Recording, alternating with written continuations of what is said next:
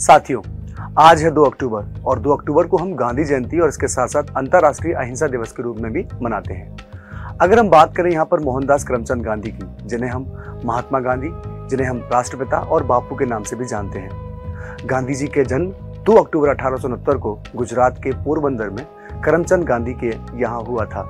उनके पिताजी काठियावाड़ रियासत में एक दीवान थे। अगर हम बात करें गांधी जी के प्रारंभिक जीवन में, तो उनकी माता का बहुत अधिक प्रभाव रहा, और अगर मैं ये बोलूं कि उनके जीवन पर जैन धर्म था, उसका भी एक अलग प्रभाव हमको देखने को मिलता है।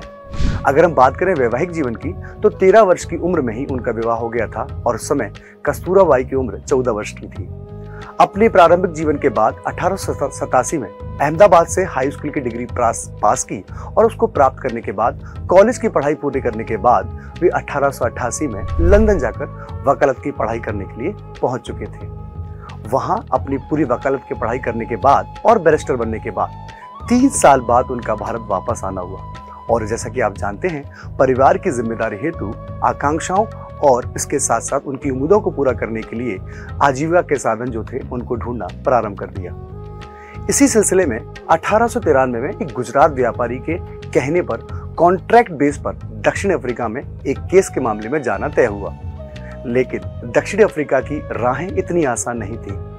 गांधी जी को वहां भारतीयों पर जो भेदभाव था उसका सामना करना पड़ा और यहाँ उनका पहला अनुभव था रेल अनुभव। अगर मैं आपसे बात करूं यहाँ पर गांधी जी के बापू बनने की, तो उसकी शुरुआत यहीं से होती है। गांधी जी जब सफर कर रहे थे प्रथम श्रेणी के कोच में, तो रंग भेद की नीति जो थी उसके अकॉर्डिंग उनको वहां पर भेदभाव का सामना करना पड़ा और प्रथम श्रेणी का टिकट होने के बावजूद भी उनको उस ट्रेन से फेंक दिया गया। प्रिटोरिया वो जगह थी। अगर मैं ये कहूं कि गांधी का जो वास्तविक चरित्र जो था वो हमको गांधी से ही, यहाँ अफ्रीका से ही देखने को मिलता है।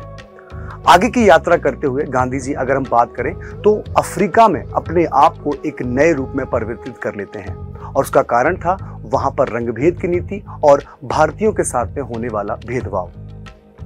उन्होंने अपनी यात्रा में बहुत सारी कठिनाइयों का सामना किया, जिसमें कई होटलों को उनके लिए वर्जित कर दिया गया।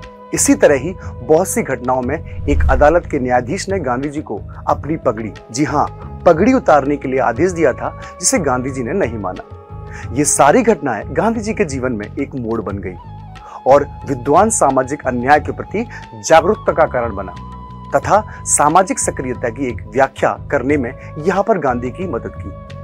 अब हम बात करेंगे यहाँ पर अफ्रीका में गांधी जी का जीवन।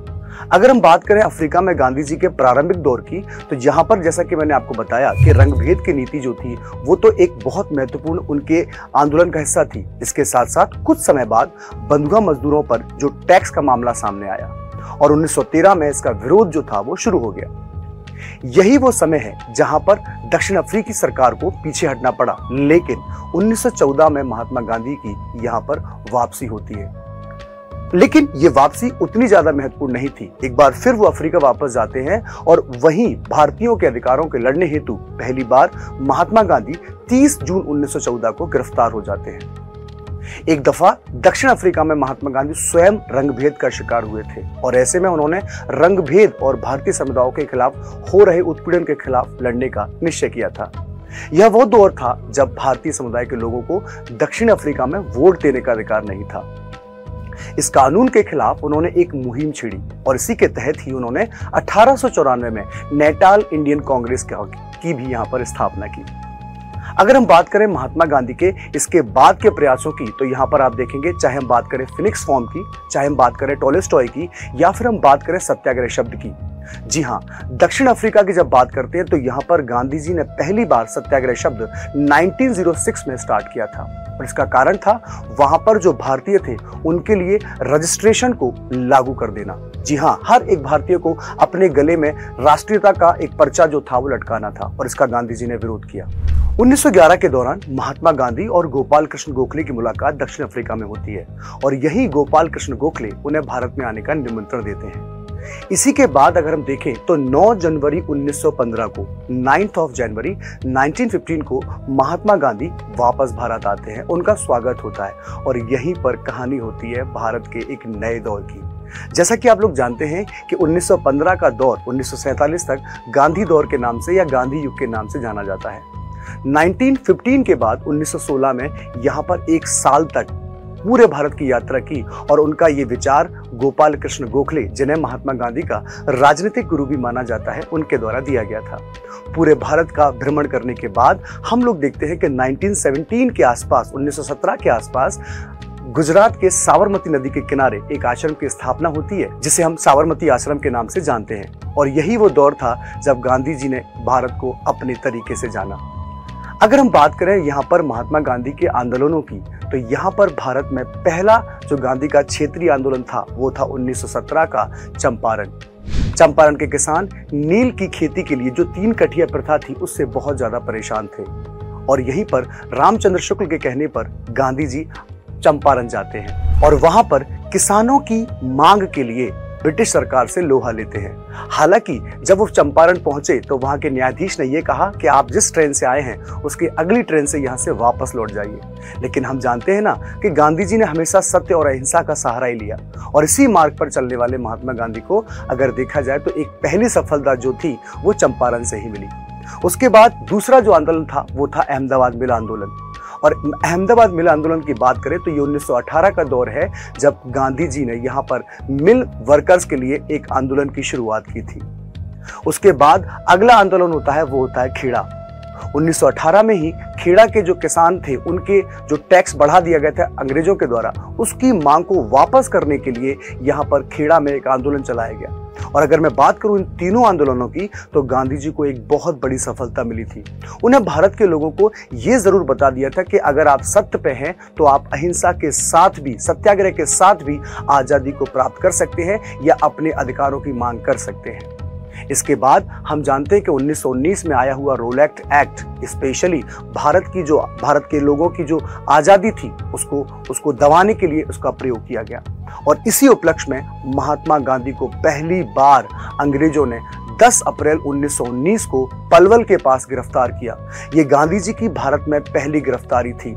यह वो दौर था जब अंग्रेजी हुकूमत ने स्वाधीनता आंदोलन को दबाने के लिए रोलैक्ट एक्ट पास किया था और महात्मा गांधी को पंजाब जाने से रोकने के लिए एक आदेश जारी किया था। अगर हम बात करें यहाँ पर गांधी जी के पहले राष्ट्रीय आंदोलन की, तो गांधी जी का पहला राष्ट्रीय आंदोलन 1920 में असहयोग आंदोलन था, जिसे आप नॉन कोऑपरेशन मूवमेंट के नाम से जानते हैं। 1 अगस्त 1920 को असहयोग आंदोलन प्रारंभ हुआ और यह लगातार एक नई क्रांति भारतीयों के मन में व्याप्त कर रहा था। लेकिन 5 फरवरी 1922 को हुई चौरी चौरा की घटना ने गांधी जी को दुखी कर दिया और 12 फरवरी 1922 को गांधी जी ने असहयोग आंदोलन को वापस ले लिया था।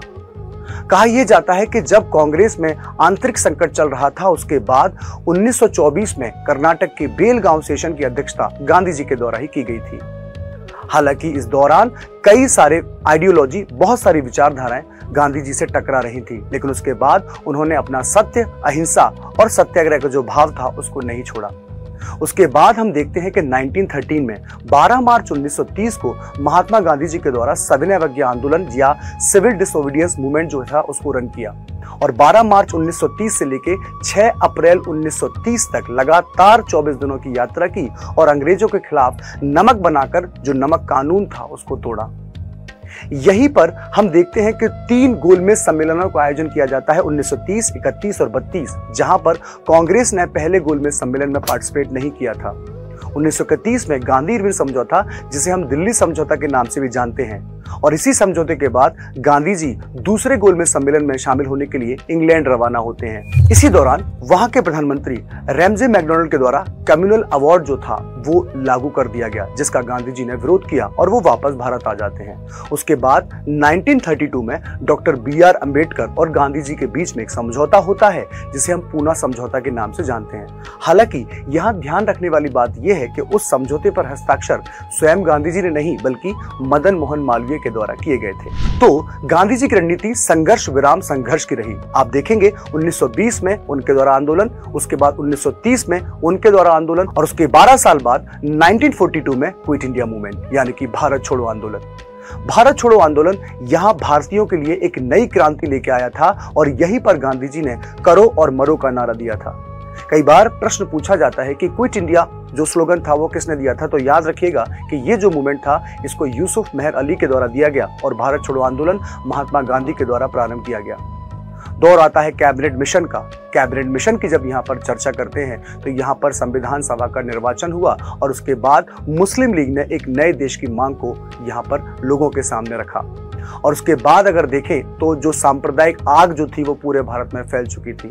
गांधी जी कभी भी भारत का विभाजन नहीं चाहते थे, लेकिन यहाँ पर भी लोगों के मन में उनके प्रति द्वेष था और कई लोग यहाँ पर विभाजन का जिम्मेदार महात्मा गांधी को मानते हैं। हम बात करें इन सांप्रदायिक दंगों की तो जिस समय भारत का विभाजन हो रहा था उस टाइम पर गांधी जी बंगाल में इन्हीं सांप्रदायिक दंगों को रोकने के लिए गए हुए थे। हालांकि जैसे तैसे 15 अगस्त 1947 को भारत आजाद होता है और उसके बाद 30 जनवरी 1948 का वो दिन जब नाथूराम गॉडसे के द्वारा महात्मा गांधी को गोली मार दी जाती है और उनकी हत्या कर दी जाती है। अगर हम बात करें महात्मा गांधी के जीवन की तो उनके जो सिद्धांत थे वो आज भी हमारे लिए अनुकरणीय हैं। आज भी हम उनका प्रयोग जो है वो देखते हैं। और अगर बात करें भारतीय संविधान की तो एक अमिट छाप जो है वो भारत के संविधान पर छोड़ी हुई है। तो ऐसे थे हमारे बापू। आपको ये सेशन कैसा लगा? अपनी प्रतिक्रिया जरूर दीजिएगा। Thank you so much.